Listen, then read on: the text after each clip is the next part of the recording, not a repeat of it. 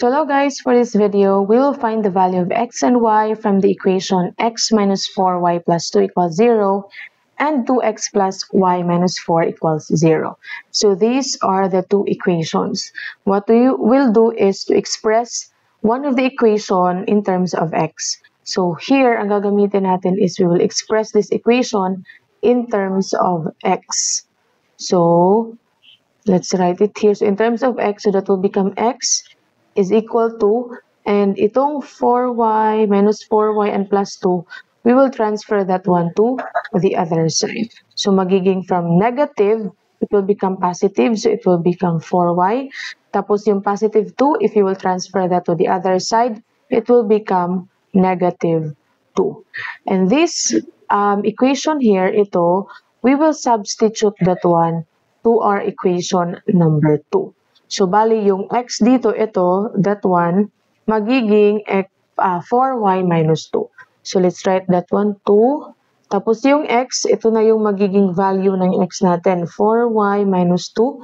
So, that will become 4y minus 2. And then, copy lang natin yung remaining. So, that's plus, okay, y minus 4 equals 0. Now we will simplify this. So we will multiply 2 on kung ano yung nasa loob ng parenthesis. So 2 times 4y. So that this one is 8y. And 2 times negative 2 is negative 4.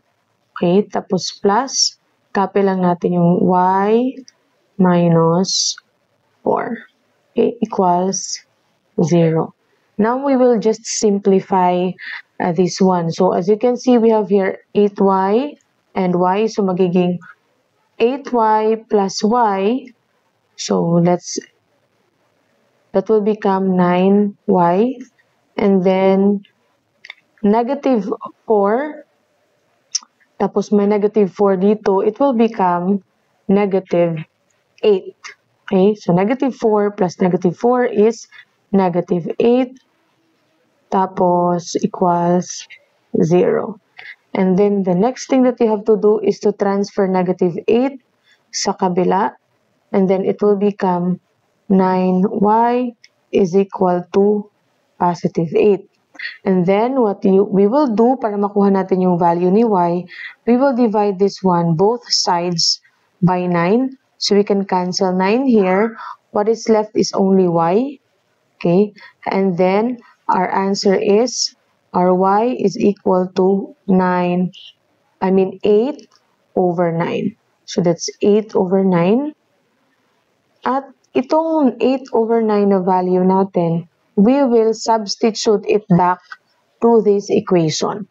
So let's go to the other page. So that's x. Our equation here is x is equal to 4y minus 2. And as we all know, we have the value of y, which is 8 over 9.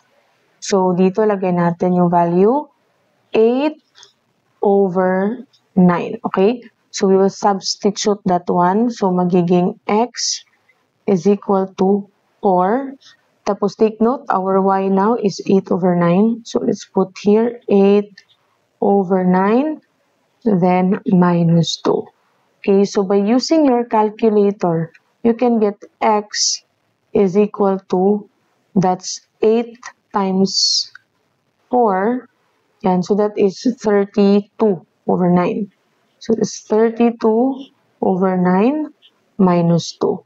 Okay, 32 over 9 minus 2, that is actually equal to 14 over 9. Okay, that's 14 over 9. So we have now the value of our x and y. Therefore, our x is 14 over 9 and our y is equal to 8 over 9.